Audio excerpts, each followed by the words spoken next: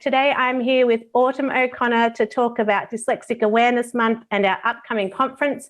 But before I get started today, I'd like to acknowledge the traditional owners of the lands on which we're meeting. I'm on the lands of the Wurundjeri people of the Kulin Nation, and I'd like to pay my respects to elders both past, present and emerging. Welcome to the show, Autumn. Hello, it's nice to be here on this beautiful sunny day in Melbourne. I know, seeing all that rain we had last night. How are you going? It's so lovely for you to join us for another Facebook Live. I'm doing well. I'm looking forward to what we might be discussing. It's quite exciting. Yes, well, a lot's been happening with Dyslexic Awareness Month. There's a lot of things happening around the country at the moment. And I wanted to ask you, what does that mean for you, having a month to celebrate being dyslexic? I actually hadn't totally thought of it before I found out about it recently on LinkedIn. And I think it's really cool. I was also made aware that it's apparently also ADHD Awareness Month at the same time. Odd. But yeah, I think it's great actually, because as far as I'm aware, and you can correct me on this if you've got input there, is that dyslexia is not recognized in the same way as getting your diagnosis as perhaps like autism is. Is that right? Yes. Yeah, it's much harder for us to get diagnosed. There's a lot more barriers. And it's like a big one, you know, and something that I noticed recently, or that I've started noticing, is I have, as the people watching might know, I manage a large team of neurodivergent people in my work, and I'm an editor. And one of the things I've started noticing is dyslexic work. So basically writers who don't know they're dyslexic, producing work that just screams, I'm dyslexic. Yeah. And I think it's a bit like when you have that thing. So when you are dyslexic, you can see dyslexia, I guess, in others in the way they write. And I found that actually sort of quite interesting. And so having this month, I think, is very positive because it just highlights again the need for reflecting on yourself and also being able to help others. And in that actual story that I've just been telling is that I have been talking to a couple of my writers and said, hey, you know, I don't know, but maybe you're dyslexic because you seem to be presenting these spelling errors that's more than just a spelling error. The way they are doing it is sort of dyslexic way, I guess. And they've been responding quite positively and mostly are like, gosh, I thought I might be, but I wasn't sure. And it just, I think, helps, you know, build that connection, certainly between myself and the writers, but also some self-understanding. You know, it's not them. There's nothing wrong with them. They're just dyslexic. It's interesting you say that, and I think we could have a whole separate conversation on how you broach that topic with an employee if you suspect they might have dyslexia or autism or ADHD. I think for some managers, they might be a bit anxious or worried about what those repercussions might be if they were to broach it. So it'd be great to have another conversation with you around how you've done that and some strategies you might be able to provide. I'm not sure if you can hear my daughter in the background or not. I think she might want to come and say hello soon. And we've had a lot of conversations, and it's great for you to join us again today, and hopefully we can continue those. And that's one of the reasons why I was so excited that you're joining us for our upcoming conference in 2.5 weeks now. It's approaching quickly, around neurodiversity in the workplace with the wonderful Tammy and Rebecca. And so we'll be having a roundtable conversation.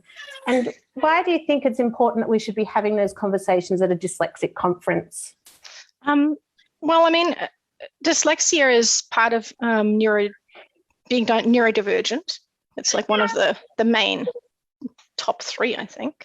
But I also think it's important, perhaps the other way around. So looking at it the other way around, I think it's important to discuss dyslexia generally because it seems to be swept under the carpet a lot.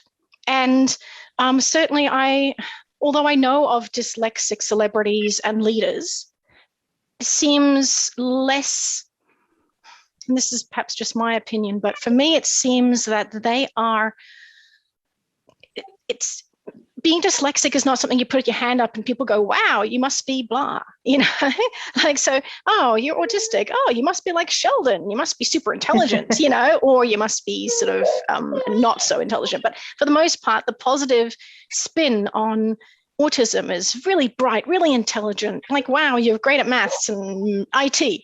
And even though that's obviously not the case for all autistics, there's nothing really great and positive to say about dyslexia, certainly in the media narrative. It's not there. It's not like, oh, you're dyslexic. That means you must be a list of wonderful characteristics. Sorry, for all of those out there, I've just had a little baby. So has Autumn, but hers is kindly sleeping where Ava doesn't like to sleep. So she will join us for the rest of our Facebook Live. So she will hopefully be a quiet participant. But sorry to stop that train of thought, Autumn, because it was really important what you were saying. Yeah. So sort of recapping. Hi, Ava. Recapping this. I find that dyslexia is not really perceived really positively in the media. And from my own research, I have found that a lot of people who have dyslexia are actually very creative. So they're incredibly creative individuals. And that doesn't mean that they're great at art necessarily. Some are. But they have really interesting creative thinking, and they can come up with amazing new ideas that perhaps is a little left of center, which actually makes them great innovators. However, that, again, is not the common narrative that goes with it. I find the common narrative is you can't spell, you're disorganized, you're a bit scattered. And I think that that's a misnomer. I mean, certainly everybody has those issues, and I certainly have struggles with spelling in the past, but I'm an editor now, so I'm noticing other people's errors. And, Shae does all sorts of amazing things within the Dear Dyslexic Foundation. So there are amazing skills that we have too. We're just people who happen to be dyslexic. And I think the whole dyslexia conference is great to actually raise awareness about dyslexia and all its various forms, because it's not just mixing up letters. There's a lot more to it than that. And also noting that we do have different strengths. So we should try to change that narrative. So going back into the neurodiversity, why talk about that? Well, since it has this negative sort of slant through common narratives, I think it's helpful to talk about it in a workplace kind of employment guise, because that's the area I think most people or most employers will have the most judgment about it.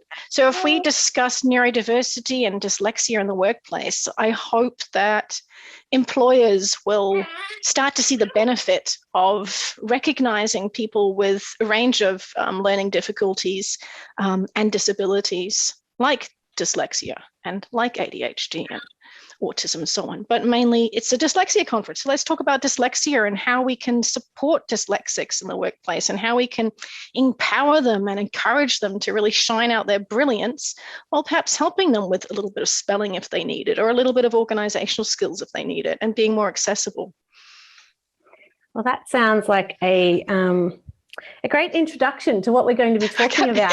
It really is. And I'm really excited because I think, dyslexia gets left out of the neurodiversity conversation a lot. And so it's going to be really exciting to have the four of us talking around the challenges, but also the strengths that come with being neurodivergent in the workplace.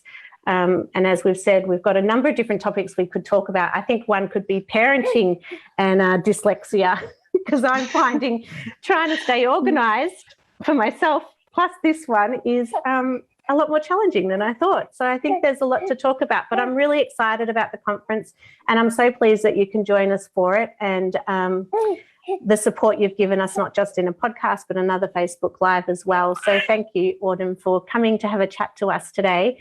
And for everyone out there listening, we really hope you come along to our conference. It's free for people that are dyslexic or have a learning disability or identify as neurodiverse, and it's only $55 for everybody else. So we really hope you can come along. We've got an amazing lineup of speakers talking about their lived experience of dyslexia and how they're managed both in higher education and in the workplace. So thank you again, Autumn, for coming on, and we look forward to chatting with you in a couple of weeks at the conference.